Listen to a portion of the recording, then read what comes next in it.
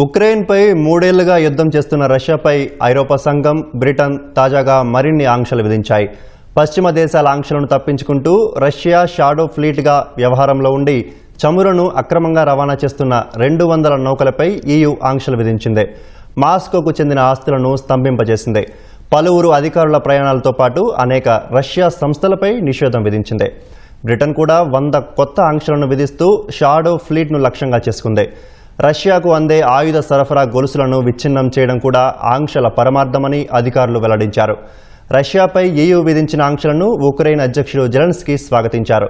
సరైన మార్గంలో ఇది ఒక అడుగు అని సామాజిక మాధ్యమం Xలో పోస్ట్ చేశారు. ముడి చమురు సరఫరా ద్వారా ఆదాయం ఆర్జించి రష్యా దాడులకు పాల్పడుతుందని మండిపడ్డారు. ముడి చమురు సరఫరాపై పశ్చిమ దేశాలు విధించిన ఆంక్షలను తప్పించుకునేందుకు రష్యా కాలం చెల్లిన నాణ్యతా ప్రమాణాలు లేని నౌకలను లీజుకు తీసుకుని భారత్ లాంటి దేశాలకు సరఫరా చేస్తుంది. రష్యా వద్ద ప్రస్తుతం అలాంటి నౌకలు 400కు పైగా ఉన్నాయని అంతర్జాతీయ మీడియా పేర్కొంది.